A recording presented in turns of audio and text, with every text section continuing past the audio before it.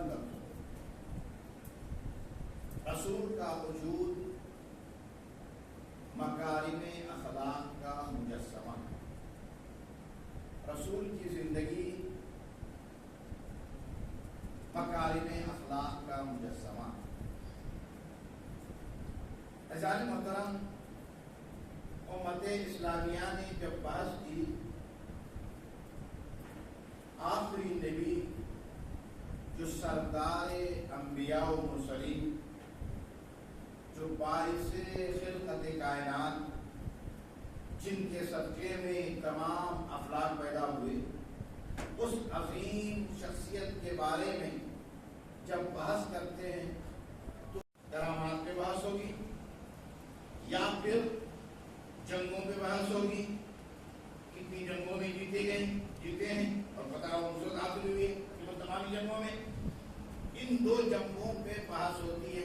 اگر تھوڑا سا آگے بڑھے، منہ مبارک پہ بحث ہوگی، فلاں جگہ پہ رسول خدا کا منہ مبارک رکھا ہوا ہے، زیارت کے لیے تو لے جائیے گا، اور سید المرسلین کا کرتا فلاں میوزیم میں رکھا ہوا ہے، اس کی زیارت کے لیے جائیے گا، سید المرسلین کی تلوار فلاں ملک کے فلاں میوزیم میں رکھی ہوئی ہے، وہ زیارت کر لیجیے گا، اور حضور کا نیزہ فلاں میوزیم میں فلاں جگہ پہ رکھا ہوا ہے، آپ جا کے زیارت کر لیجیے گا۔ اگر امت تھوڑا سا آگے بڑھی تو یہاں تک بحث رک گئی۔ اب جب بحث ہونی اس پہ تھی کہ رسول اللہ کی زندگی پہ بحث ہوتی، رسول اللہ نے زندگی کیسے گزاری، جس کا مطالبہ پوری امت سے ہے۔ کل ہم نے ذکر کیا تھا کہ رسول اللہ نے، یا آج نے ذکر کیا تھا، جو بھی فیصلہ کیا ہے وہ اپنے ذاتی علم سے فیصلہ نہیں کیا، ظاہری دلائل و براہین کو دیکھ کر فیصلے کیے ہیں۔ کیوں؟ اس لیے کہ بعد میں آنے والے فیصلے کرنے والے اگر وہ اپنے علم سے کرتے رسول اللہ، تو ہم لوگ اس طرح سے فیصلہ کر پاتے۔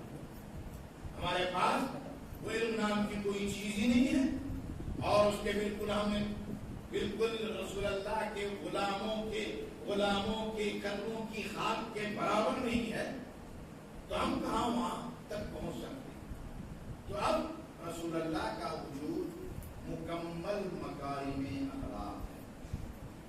جب مکمل مکارم اخلاق رسول اللہ کا وجود ہے تو بعثت سے پہلے بھی یہی وجود تھا یا بعثت کے بعد یہ وجود بنا؟ ولادت سے لے کر بعثت تک کا ایک مرحلہ، پھر بعثت سے لے کے ارتحال تک کا دوسرا مرحلہ۔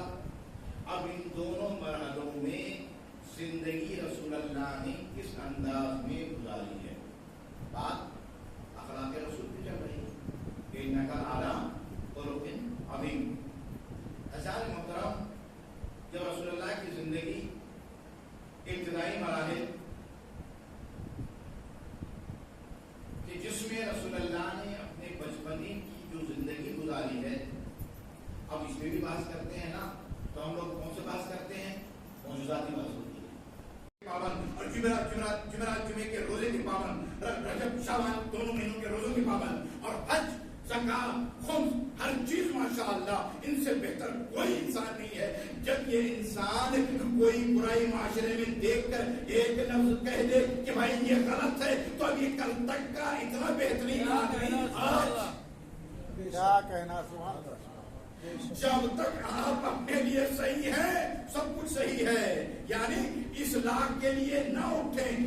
جو بھی اصلاح کے لیے اٹھتا ہے وہ جو نبی کو نہ چھوڑا، امت نے نہ رسول کو چھوڑا، نہ امام کو چھوڑا، تب کہ یہی کہ اس معاشرے میں آج بھی یہی ہوتا ہے۔ جان محترم دیکھیں، اور اکثر طور پہ وجہ کیا ہے؟ یہ سائلنٹ سوسائٹی کیوں؟ اپنے ایک صحابی سے امام فرماتے ہیں، الحسن من كل واحد حسن ومنك احسن لقربك منا۔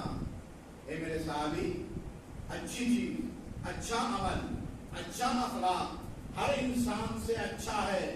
جب تم سے سرزد ہے تو بہت ہی اچھا ہے۔ کیوں؟ اس لیے کہ تم ہمارے قریب ہو۔ السیء من كل واحد سیء ومنك أسوأ بقربك منا.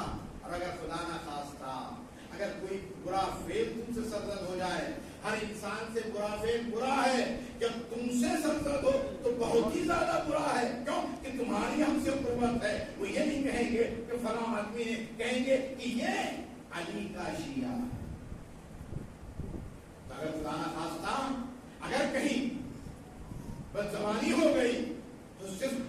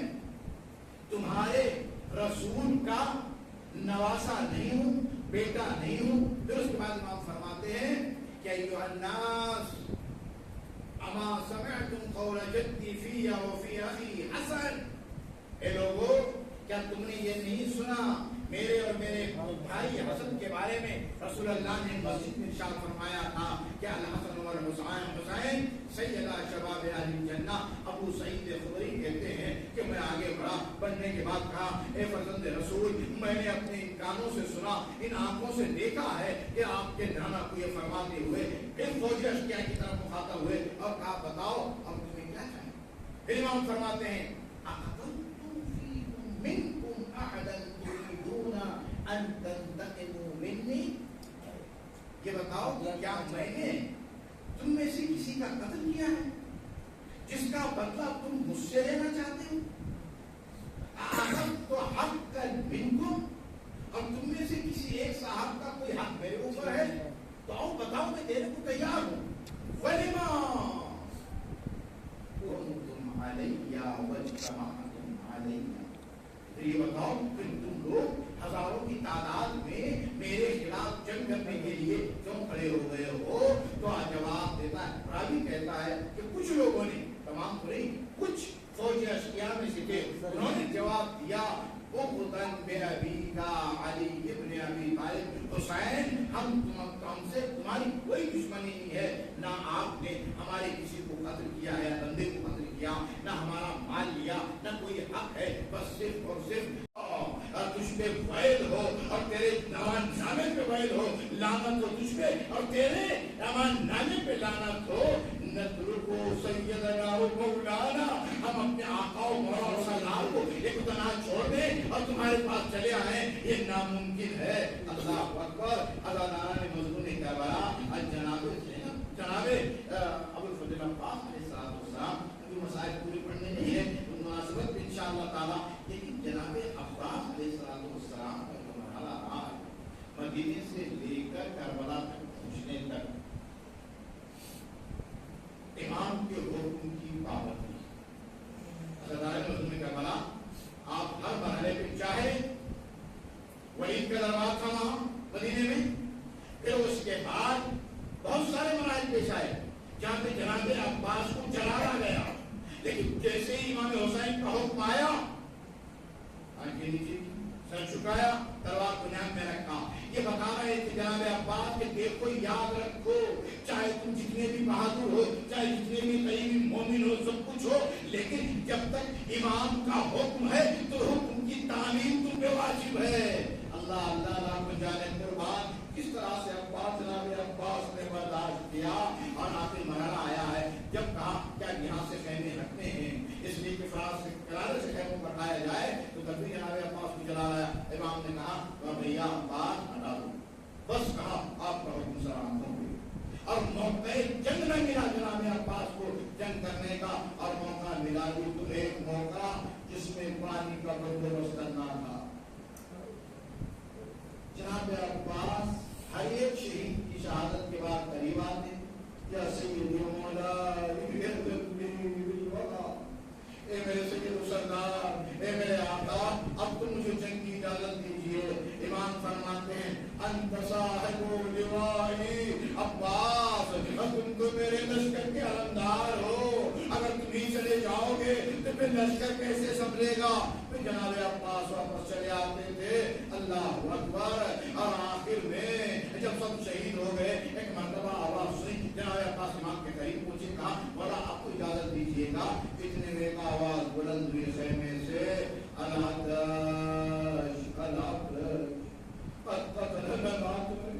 پیاس نے ہم لوگوں کو ختم کر دیا ہے، اے پیاس۔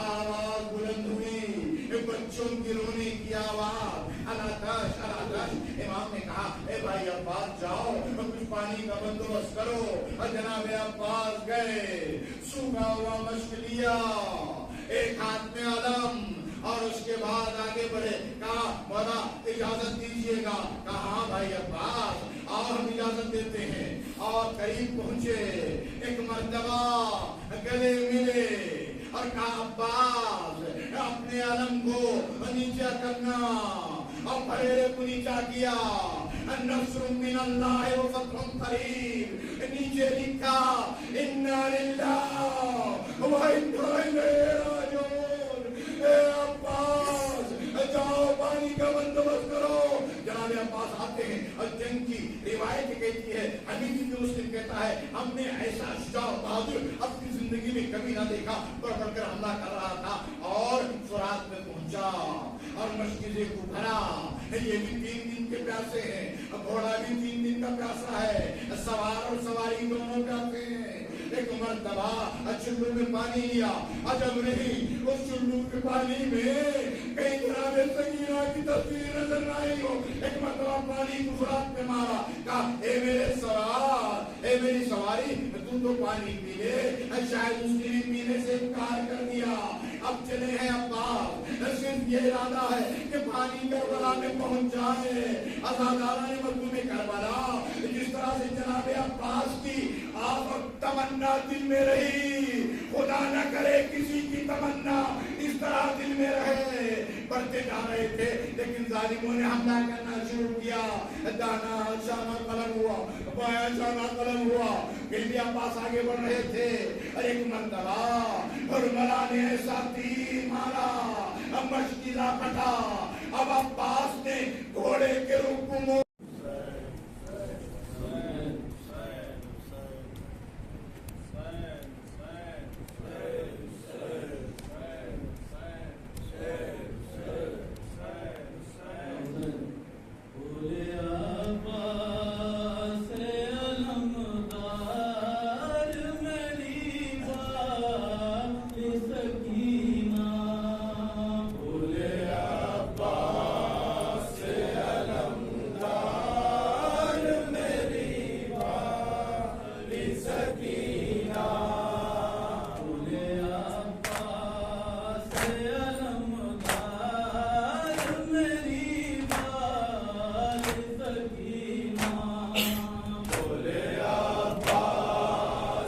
علم